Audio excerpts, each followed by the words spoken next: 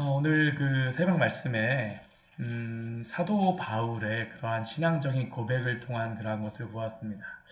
사도 바울이 자신에 대하여서 고백하였던 것이 현재 시제로서 자신의 그러한 상황을 이야기하죠.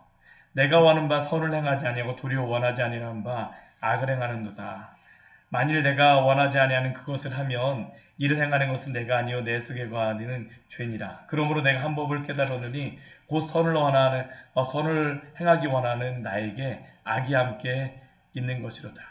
내 속사람으로는 하나님의 법을 즐거워하지만 내 지체 속에서 또 다른 한 법이 나를 사로잡아 오는 것을 보는도다라고 고백하였던 그 사도 바울의 고백을 보았습니다. 이것은 사도 바울뿐만 아니라 우리 믿는 성도들 안에서도 언제든지 일어날 수 있는 겁니다. 내 마음대로 되지 않는 그러한 상황. 나는 이렇게 하고 싶은데 되지 않아요. 주의 말씀을 따라서 살고 싶은데 주의 말씀을 따라서 살게 되어지지 않는 나의 상황. 그러니까 사도 바울이 어떻습니까? 오라 나는 곤고한 사람이로다. 이 사망의 몸에서 누가 나를 건져내랴라고 사도 바울이 외치게 되어지죠. 근데 지금 이렇게 사도 바울이 외치는 이유는 무엇이냐면 그가 하나님의 율법을 따라서 살고 싶고 거룩하게 살고 싶은 그 마음과 소원함을 있으나 그가 어떻습니까? 그대로 되지를 않는 겁니다. 그럼 우리가 이러한 때에 어떻게 해야 될까요? 오늘 그 새벽 말씀에서 우리가 한 가지를 보았었습니다. 그게 무엇이냐면 우리 주 예수 그리스도로 말미암아 하나님께 감사하리로다. 성도가 살아가는 첫 번째 가장 큰 힘은 무엇일까요? 우리 주 예수 그리스도의 그 십자가를 바라보며 살아가는 것인 줄 믿습니다. 우리가 예수 그리스도를 믿고 살아갈 때 이런 상황 속에서 그리스도를 믿음으로 살아갈 때에 그 그리스도께서 또 우리로 하여금 믿음에 서가게 하십니다. 근데 오늘 말씀에서는 성도에게 그리스도가 우리가 그리스도의 십자가를 바라보며 살아가는 믿음으로 살아가는 것뿐만 아니라 또 한 가지의 것을 통하여서 성도가 그 구원의 확신을 갖고 살아갈 수 있음을 우리에게 말씀합니다. 이 5장서부터 8장까지의 말씀이 우리의 거룩한 삶에 대하여서 말씀하는 것이지만 이 5장서부터 8장까지의 말씀에서 또 우리에게 말씀하고 있는 중요한 한 가지의 주제 중에 한 가지가 뭐냐면 구원의 확신을 가지고 살아갈 수 있다라는 겁니다. 구원의 확신을 가지고 살아갈 수 있습니다. 우리 주 예수 그리스도를 통하여서 우리를 구원하시는 하나님, 연약할 때에 죄인 되었을 때에 그리고 원수 되었을 때에 하나님께서 그 사랑을 보여주시는 하나님께서 우리를 버리시겠습니까? 결코 그렇지 않습니다. 오늘 1절 말씀에 보면 그래서 우리에게 이렇게 말씀하죠. 그러므로 이제 그리스도 예수 안에 있는 자에게는 결코 정죄함이 없나니. 그러므로 이제는 그리스도 예수 안에 있는 자에게는 결코 정죄함이 없는 줄 믿습니다. 그리스도 예수 안에 있는 자에게는 정죄함이 없습니다. 내가 나를 정죄를 아무리 하려고 해도요, 우리가 우리를 정죄할 수 없는 겁니다. 그리스도 예수 안에 있는 자에게는. 세상도 우리를 정죄할 수가 없습니다. 이 정죄라고 하는 것은 이게 무엇이냐면 의롭지 않은 자라고 하는 겁니다. 사실은 우린 예수 그리스도를 믿음으로 말미암아 구원을 받은 자는 더 이상 정죄함이 없습니다. 우리를 죄인이라고 말할 수 있는 존재는 아무도 없습니다. 왜요?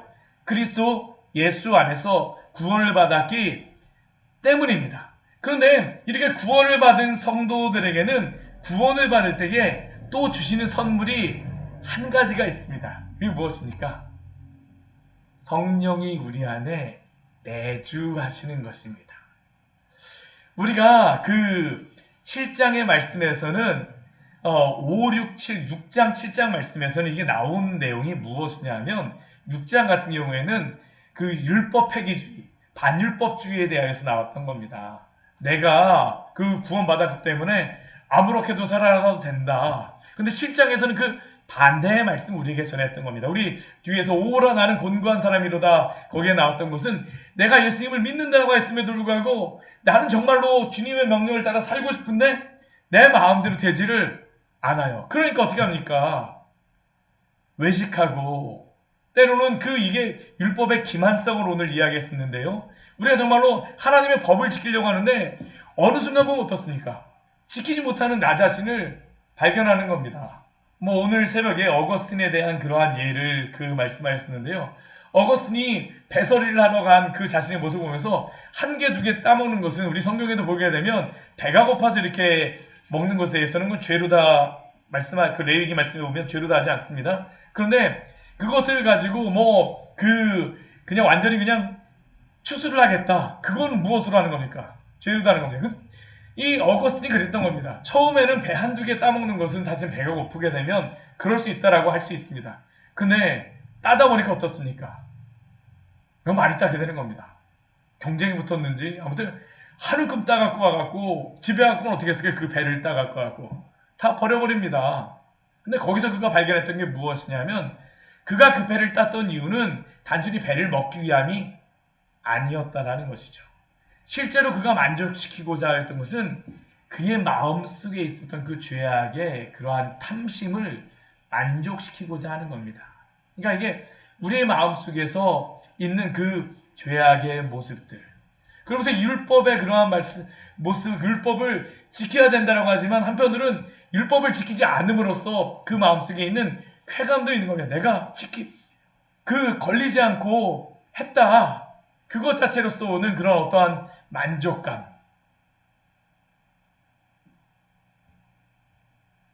이게 무엇입니까? 우리가 하나님의 말씀을 지킨다라고 하지만 우리의 마음속에 또한 세상의 여러 가지 유혹, 마귀가 우리에게 거짓말하는 여러 가지 상황들 가운데에 우리가 이런 하나님의 말씀을 지키지 못하는 상황들이 있습니다. 있죠. 그러니까 사도 바울이 율법을 지키고 싶으나 지키지 못하는 것도 없습니까? 율법주의로다 살아가는 겁니다. 그러면서 오라 나는 곤고한 사람이로다 라고 이야기합니다. 성도들이 신앙이 성숙하게 되면 하나님의 말씀을 지키려고 하는데 그 직분은 받았는데 막상 그렇게 그 삶에서 제대로 살지 못하게 되면 어떻습니까? 굉장히 괴리감이 발생하지 않습니까? 그렇죠.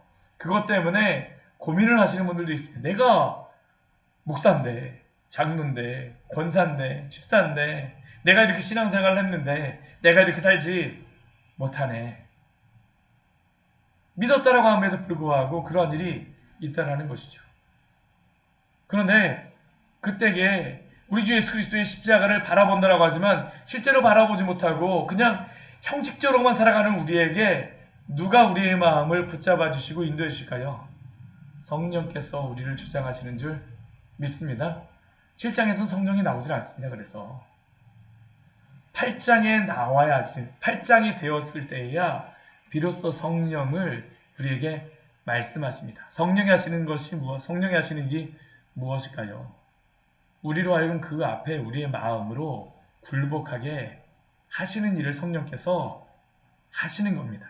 오늘 2절 말씀해 보게 되면 이렇게 말씀하죠. 이는 그리스도 예수 안에 있는 생명의 성령의 법이 죄와 사망의 법에서 너를 해방하였습니다. 죄와 사망의 법, 원래는 율법이라고 할 수도 있습니다. 우리가 율법을 지키려고 하지만 내 힘만으로 되지 않습니다. 그런데 성령께서 우리로 하여금 하나님의 법을 사랑하게 하고 지켜가게 하시는 그 능력을 주시는 분이 누구십니까? 바로 성령이시라는 겁니다. 성령이시라는 거예요. 그래서 우리 3절 말씀해 보게 되면 이렇게 우리 3절 말씀 같이 한번 읽어볼까요? 율법이 육신으로 말미암아 연약하여 할 수 없는 그것을 하나님은 하시나니 곧 죄로 말미암아 자기 아들을 죄 있는 육신의 모양으로 보내어 육신의 죄를 정하사. 율법이 육신으로 말미암아 율법을 통하여서 우리가 율법을 주셨음에도 불구하고 육신으로 말미암아 어떻습니까? 연약하여 지킬 수 없는 그것. 율법으로 우리가 구원을 받을 수가 없습니다. 아무리 잘 지켜도 우리가 율법으로는 할 수가 없어요. 왜냐하면 우리는 율법을 완전히 지킬 수가 없는 사람이기 때문입니다. 그리고 실제로 다 거기에 굴복할 수도 없는 사람입니다. 근데 그것을 하나님께서는 하시게 하십니다. 첫 번째는 무엇으로부터 시작하십니까? 죄로 말미암아 자기 아들을 죄 있는 육신의 모양으로 보내어 육신의 죄를 정하사. 우리의 죄를 위하여 예수 그리스도가 그 모든 죄를 속죄하여 주심으로 우리의 구원을 완성하신 줄 믿습니다. 그리고 이렇게 구원하시고 이 예수 그리스도를 통하여서 구원을 받은 성도에게 일어나는 일이 무엇입니까? 우리 4절 말씀 우리 같이 읽겠습니다. 육신을 따르지 않고 그 영을 따라 행하는 우리에게 율법의 요구가 이루어지게 하려 하십니다. 아멘. 육신을 따르지 않고 육신을 따라서 율법을 지키는 것이 아니라 우리가 무엇을 따라서 지키게 하시는 것입니까? 영을 따라서 우리로 하여금 그 율법의 요구를 이루게 하십니다. 이게 바로 성령께서 우리 안에서 하시는 일입니다. 성령이 어떤 일을 하실까요? 우리로 하여금 그에게 불복하게 하시는 일을 오늘도 하십니다. 인격적으로 오세요. 성령께서 우리에게 말씀하시는 것입니다. 우리에게 그의 법을 사랑하게 하시는 것입니다. 거듭나게 하십니다. 우리로 하여금 그의 음성을 듣게 하십니다. 육신을 따라서는 우리가 행할 수 없지만 영을 따라서는 성령께서 우리로 하여금 그 율법의 요구에 저절로 순복하게 하시는 일을 성령께서 하시는 겁니다. 이게 정말로 신기합니다. 우리가 이 자리에 와서 어떻게 이 저녁에 와서 주의 말씀을 듣습니까? 성령께서 우리에게 이 일들을 행하시기 때문인 줄 믿습니다. 예수님을 믿어도요, 예수님 믿었다라고 하지만 성령에 충만하지 않게 되면 우리가 쉽게 이게 굴복하게 되어지지가 않습니다. 우리로 하여금 이 일들을 순복하게 하시는 분이 누구십니까? 성령께서 하신다라고 우리에게 말씀하시는 것입니다. 성령이 우리에게 율법의 요구가 이루어지게 하세요. 이게 바로 성령이 하시는 일입니다. 율법의 그러한 것들을 우리로 하여금 따르게 하시죠. 그러면 율법을 육신을 따르는 자와 영을 따르는 자의 그러한 특징이 무엇일까요? 오늘 우리 5절과 6절 말씀, 우리 5절 말씀에 보게 되면 굉장히 중요한 말씀을 하고 있습니다. 우리 5절 말씀 같이 한번 읽어볼까요? 육신을 따르는 자는 육신의 일을, 영을 따르는 자는 영의 일을 생각하나니. 아멘. 불신자와 신자의 근본적인 차이가 무엇이겠습니까? 육신을 따르는 자, 이 세상에 그러한 욕심을 따르는 자, 하나님에 대해서 모르는 자는 육신의 일만을 날마다 생각할 수밖에 없습니다. 그런데 영을 따르는 자, 주 예수 그리스도를 믿고 성령께서 거듭나게 하심으로 말미암아 구원을 받은 자는 주의 영의 일을 생각하며 그 은혜 안에 살아가게 하시는 줄 믿습니다. 우리 누가복음 6장 45절 말씀에 보면 예수님께서 이런 말씀을 하세요. 선한 사람은 마음에 쌓은 선에서 선을 내고 악한 자는 그 쌓은 악에서 악을 내나니 이는 마음에 가득한 것을 입으로 말하니니라. 우리 안에 성령이 충만하고 그 영을 따르는 그러한 우리 안에서 성령께서 우리를 주장하시게 되면 우리는 무엇을 생각합니까? 성령의 일을 생각하는 것입니다. 주의 일을 생각하게 합니다. 생각서부터가 다르다라는 것이죠. 이것은 많이 배웠다라고 해서 되는 게 아닙니다. 지식적으로 알았다라고 해서 되는 게 아니죠. 종교적인 행동을 하느냐 안 하느냐의 그러한 문제도 아닙니다. 성령께서 하셔야지만 우리가 아무리 교회를 열심히 한다고 해도 교회를 하면서도 어떻습니까? 때로 우리가 교회에 와서도 세상의 여러 가지 것들을 잔뜩 생각하고 가는 경우도 많습니다. 그렇죠? 교회 와갖고 예배 드려야 되는데 갑자기 무슨 생각이 나냐면 어라? 내가 가스레인지에 불을 끄고 왔나? 안 끄고 왔나? 그러면 계속 무엇만 생각할까요? 계속 그것만 생각하는 것이죠. 어디 그것뿐이겠습니까? 여러 가지 세상에서 하다가 만 것들, 계획을 세웠던 것들, 교회 와서도 계속 그것만 생각하는 겁니다. 기도할 때도 그렇습니다. 기도할 때도 우리가 성령의 충만해서 우리가 기도하지 않게 되면 세상의 것들만 계속 생각하죠. 걱정, 근심만 계속 하게 됩니다. 그러나 영을 따르는 자는 영의 일을 생각하게 한다라고 우리에게 말씀하십니다. 정말로 육신의 그러한 것이 아니라 영의 일을 따르는 그러한 것들, 영의 일을 생각하는 것들이 우리 안에서 있기를 소망해야 됩니다. 오늘 이 저녁 기도할 때에 기도하십시오. 주님, 제가 정말로 주님을 믿는 자가 되었는데 영의 일을 날마다 생각하는 자 되게 하여 주시옵소서. 두려움 때문에 세상의 여러 가지 걱정이나 근심 때문에 저의 생각을 빼앗겨 버리는 것이 아니라 정말로 주의 성령께서 주시는 그 평안함으로 말미암아 주의 일을 생각하며 평안한 가운데 저에게 맡겨주신 그러한 일들도 감당하게 하여 주시옵소서. 우리의 기도의 제목이 되어야 될 줄 믿습니다. 육신의 생각의 결과는 무엇일까요? 우리 6절 말씀 우리 같이 한번 읽겠습니다. 육신의 생각은 사망이요 영의 생각은 생명과 평안이니라. 아멘.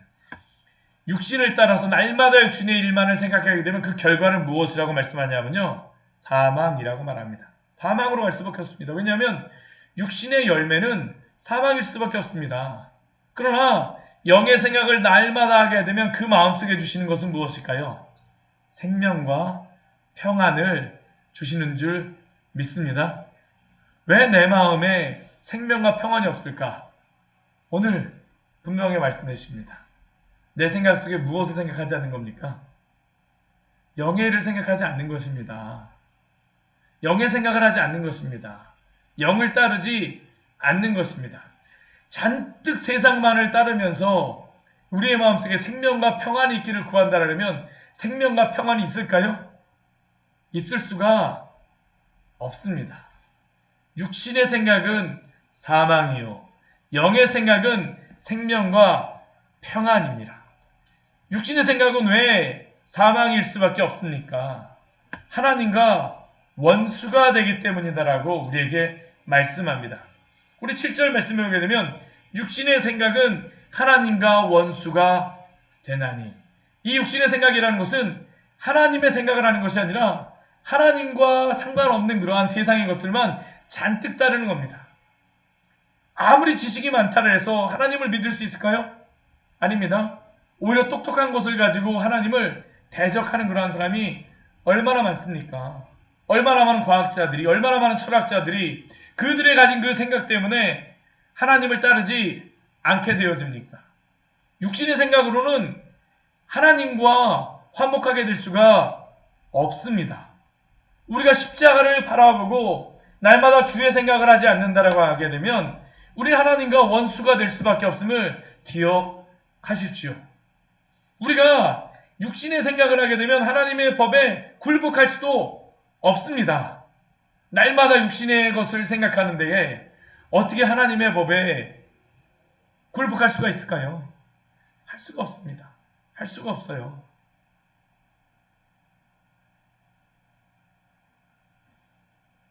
육신에 있는 자들은 또한 8절 말씀에 오게 되면 무엇이라고 말씀합니까? 하나님을 기쁘게 할 수도 없다라고 우리에게 말씀합니다. 이게 바로 육신에 속해 있는 사람들의 상황이죠. 육신에 있으면 하나님을 기쁘게 할 수가 없습니다. 아무리 하나님을 기쁘게 하려고 해도 내가 생각하는 모든 생각이 다 무엇입니까? 나만을 위한 생각이기 때문에 하나님을 기쁘시게 하는 일을 할 수가 없게 되어지죠. 착한 일을 한다고 해서 우리가 하나님을 향하여서 하는 게 아닙니다. 우리가 세상에 선한 일을 한다고 할지라도 하나님을 대적하는 그러한 일들이 얼마나 많습니까? 나의 자랑을 위하여서, 나의 욕심을 위하여서. 그것이 아니라 하나님을 향하여서 날마다 생각하며 행동하십시오. 이게 바로 하나님을 기쁘시게 하는 거다라고 우리에게 말씀하고 있습니다. 성령 안에 성령이 내주하시는 그러한 사람의 삶은 어떠한 특징이 있을까요? 우리 9절 말씀을 보게 되면 9절, 10절, 11절 말씀 보게 되면 과거, 현재, 미래가 성령 안에서 살아가는 사람들이 어떻게 변화하는가를 우리에게 말씀합니다. 먼저 우리 9절 말씀 보게 되면 과거의 그러한 말씀에 대해서 우리에게 얘기하죠. 만일 너희 속에 하나님의 영이 거하시면 너희가 육신에 있지 아니하고 영에 있나니 누구든지 그리스도의 영이 없으면 그리스도의 사람이 아니라. 성령이 그 안에 없게 되면 그 사람은 그리스도니까요, 아닐까요? 그리스도인이 아닙니다. 예수님을 믿게 되면 성령께서 항상 어떻게 하십니까? 예수님을 믿자마자 성령께서 어떻게 하실까요? 우리의 마음속에 내주하시는 것입니다. 내주하시는 것입니다. 하나님의 영이 거하지 않게 되면 그는 그리스도의 사람이 아니에요. 우리가 예수님을 믿고 구원받았다는 것은 무엇입니까? 성령이 우리 안에 내주하시는 줄 믿습니다. 이게 바로 예수 그리스도를 믿고 난 다음에 성도 안에 있게 되어진 놀라운 은혜죠. 성령이 우리 안에 오십니다. 우리와 함께 하세요. 내가 그것을 인식하건 인식하지 않건 간에 구원받은 사람에게는 성령이 항상 어떻게 하실까요? 함께 하십니다. 문제는 무엇입니까? 내가 사실은 죄악에 행하거나 우리가 육신을 따르는 생각을 하게 되면 어떻습니까? 성령은 우리가 잘 생각하지 못하는 겁니다. 성령을 소멸시키는 일들을 우리가 하는 것이죠. 성령이 우리와 함께 하지 않는 것이 아닙니다. 성령은 날마다 구원받은 성도와 함께 하신다라고 말씀한 줄 믿으시기 바랍니다. 그리고 현재 안에서는 또 어떤 일이 벌어집니까? 우리 10절 말씀에서 우리 이렇게 말씀합니다. 우리 같이 읽겠습니다. 또 그리스도께서 너희 안에 계시면 몸은 죄로 말미암아 죽은 것이나 영은 의로 말미암아 살아있는 것이니라. 아멘. 성령께서 우리 안에 내주하셨습니다. 그러면 이제 우리 안에서는 어떤 일이 벌어질까요? 그리스도께서 우리 안에 계시게 되면 몸은 죄로 말미암아 죽은 것입니다. 이것은 무엇을 이야기합니까? 우리가 이 세상을 살아간다라고 하는 것은 다른 이야기로 하게 되면 오늘 하루 살았다라는 것은 또 다른 이야기로 하게 되면 무엇일까요? 하루 죽음과 가까워졌다라는 것과 동의어입니다.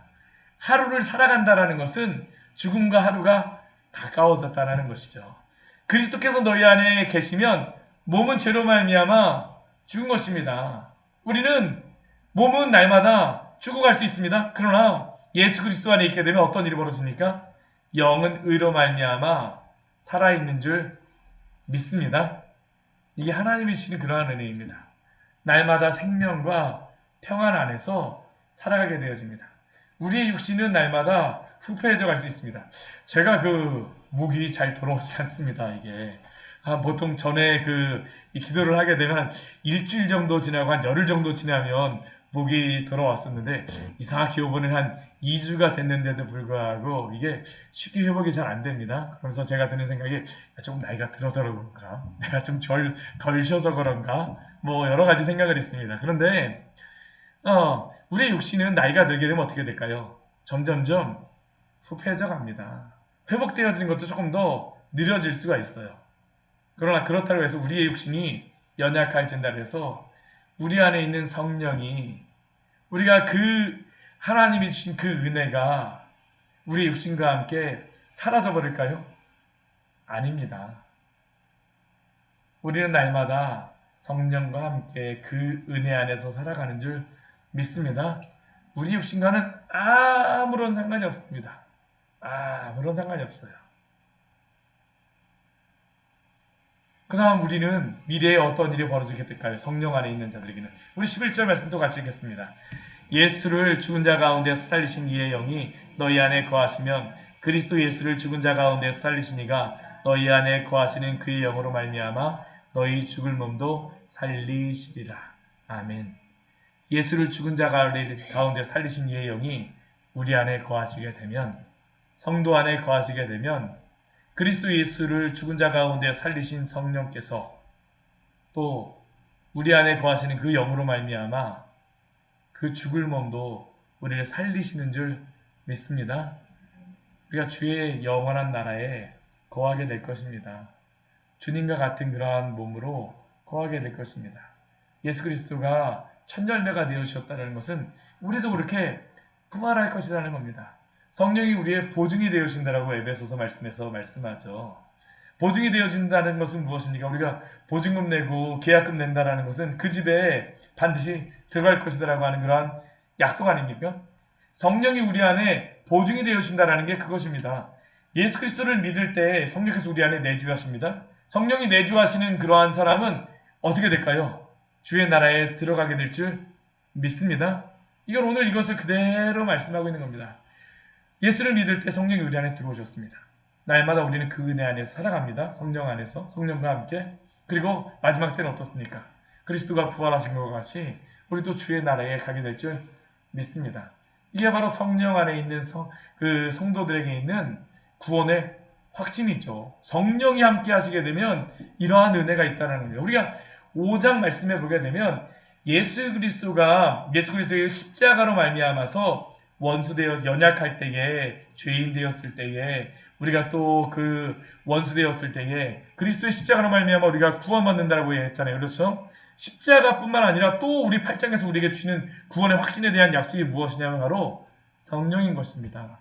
성령이 우리 안에 내주하신, 그리스도가 우리를 위하여 죽으셨다는 것은 우리를 위하여 구원하시겠다는 약속이며, 성령이 우리 안에 내주하신다는 것도 우리의 구원이 확실하다라고 하는 그 약속을 오늘 우리에게 말씀하여 주시는 것입니다. 그러게 어떠한 상황에 있다 할지라도 낙심하지 마십시오. 다시 주님 의지하면 됩니다. 다시 주님 의지하면 돼요. 나와 함께 하시는 성령께서 또 다시 우리를 일으켜 주실 것입니다. 때로는 우리가 소망을 잃었잖아요. 근데 오늘 11절 말씀은 미래에 대한 그런 것도 있지만, 우리가 당장 우리가 소망을 잃은 그러한 자들에게 성령께서 어떻게 하실까요? 주의 말씀을 통해서 우리에게 위로하여 주십니다. 성령께서 우리에게 위로하여 주세요. 보혜사의 그러한 그 위로자라고 하는 그러한 의미가 보혜사 안에 있고, 변호자라는 그러한 의미가 여기에 있는 것인데, 성령께서 우리를 위로하여 주시고 우리를 살려주시는 겁니다. 때때마다 그럽니다. 때때마다. 이게 바로 성령이 우리를 붙잡아 주시는 것이죠. 그래서 우리는 어떻게 살아가야 될까요? 우리 12절 말씀 우리 같이 한번 읽겠습니다. 그러므로 형제들아, 우리가 빚진 자로 돼 육신에게 져서 육신대로 살 것이 아니니라. 아멘.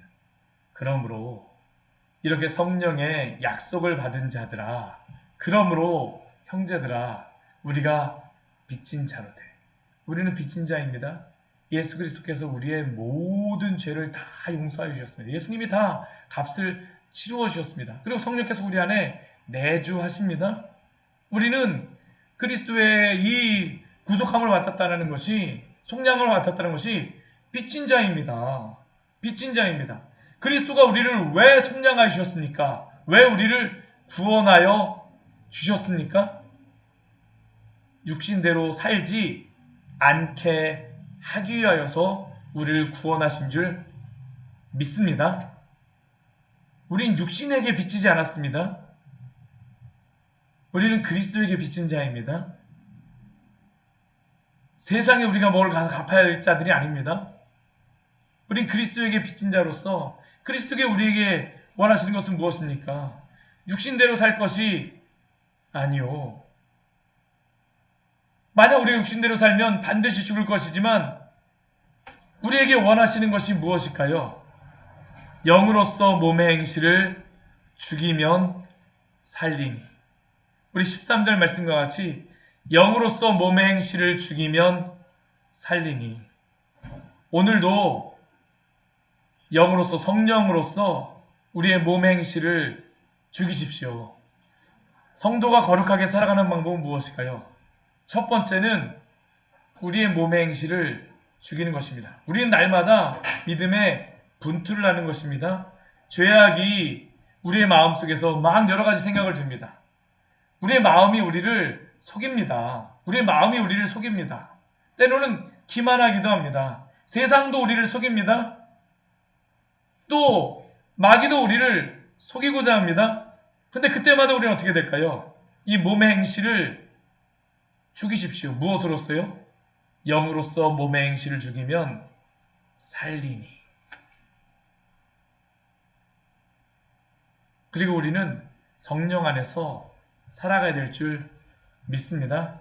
죄는 죽이고 성령 안에서 살아가십시오.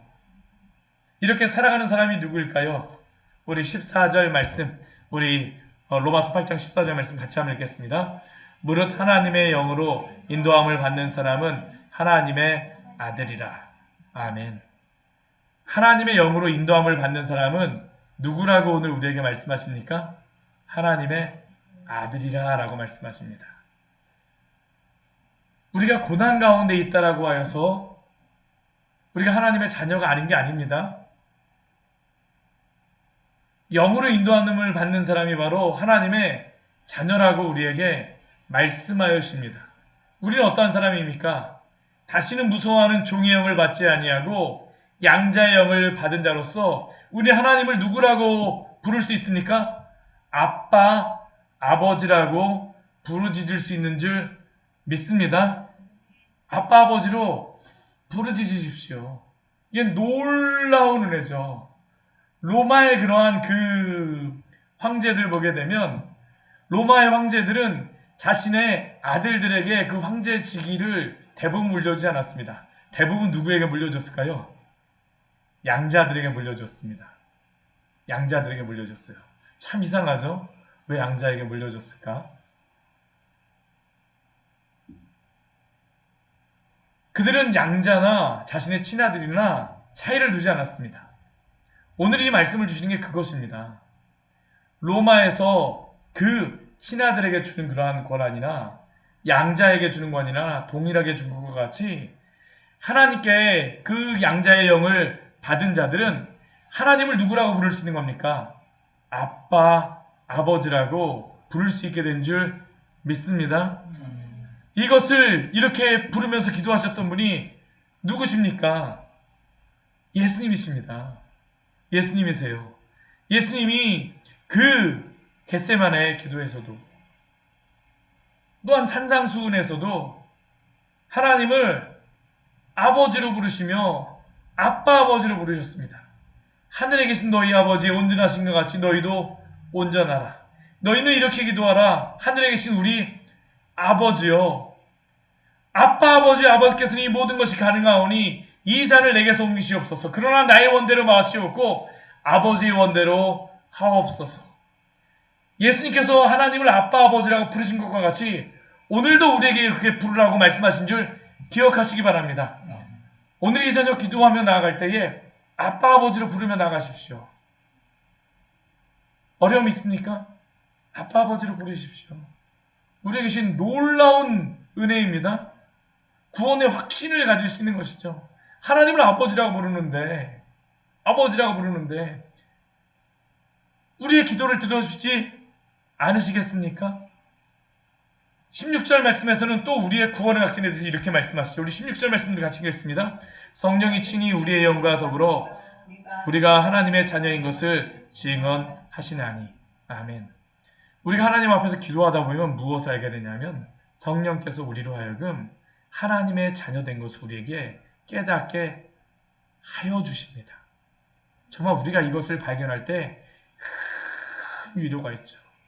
저도 이것을 깨달았던 그러한 때가 있었는데 예전에 처음에 저는 주님 주여 하고서 막 기도를 했었는데요. 어느 순간 제가 기도를 하다 보니까 하나님이 나의 아버지가 되어준다는 것을 깨닫게 해주시더라고요. 근데 제가 아버지 하고선 기도하는데 그게 저에게 얼마나 은혜가 되어졌는지 모릅니다. 하나님이 나의 아버지가 되어주시는구나. 우리의 육신의 아버지는 시간이 지나면 사라지지만 우리의 영의 아버지는 영원히 우리와 함께 하시는 줄 믿습니다. 성령께서 우리가 기도할 때에 하나님이 우리 아버지 되심을 알려주세요. 성령의 그러한 역사는 우리의 마음속에서 이렇게 일어납니다. 특별하게 은사를 받아서가 아니고요. 성령께서 우리에게 이런 확신을 주시며 우리를 인도하여 주시는 것입니다. 우리는 어떠한 자일까요? 하나님 나라의 상속자인 줄 믿습니다. 우리 17절 말씀에 보면 이렇게 말씀하죠. 자녀이면 또한 상속자 곧 하나님의 상속자요 그리스도와 함께한 상속자니. 얼마나 놀라운 말씀입니까? 그리스도와 함께한 상속자니. 하늘에 계신 우리 아버지요. 저는 이 주기도문을 할 때 이 첫 번째가 너무 내었어요. 하늘에 계신 우리 아버지요. 예수님이 나의 아버지요라고 말씀하지 않으시고 우리 아버지요라고 우리에게 알려주십니다. 거기에 그 우리 가운데에 스스로 자신을 거기에 넣어주신 것입니다. 근데 오늘 17절, 8장 17절 말씀에도 그렇게 말씀하시죠. 자녀이면 또한 상속자 곧 하나님의 상속자요 그리스도와 함께한 상속자니. 우리에게 주의 상속자로서의 그러한 영광이 있는 줄 믿습니다. 그 은혜가 있는 줄 믿습니다. 근데 우리 17절 뒤에 보게 되면 고난도 영광을 받기 위하여 고난도 함께 받아야 할 것이라 라고 말씀하십니다. 때로는 우리에게 고난도 주세요. 왜 하나님 아버지께서 고난도 주실까요? 사랑하시기 때문입니다. 하나님이 아버지라는 것을 알게 될 때가 언제일까요?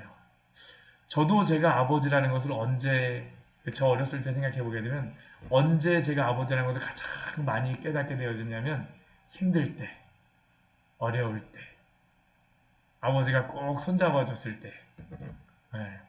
무서운 밤길 혼자서 가는 게 아니라 아버지와 함께 손잡고 갈 때, 때론 우리에게 밤과 같은 때도 있습니다. 영혼의 밤의 때도 있습니다. 그러나 그때에도 하나님이 우리의 아버지가 되어주는 줄 믿습니다. 성령께서 우리에게 이것을 친히 증언하여 주십니다. 그렇게 낙심하지 마십시오. 고난 가운데 주님 앞에 더욱더 기도하십시오. 아빠 아버지라고 부르짖으십시오. 이게 바로 하나님이 우리에게 주신 놀라운 은혜입니다. 같이 기도하도록 하겠습니다. 우리 오늘 말씀 같이 기억하시면서 우리 기도하기로 합니다. 오호라 나는 곤고한 사람이로다. 이 사망의 몸에서 누가 나를 건져내랴 라고 사도 바울이 그렇게 외쳤을 때에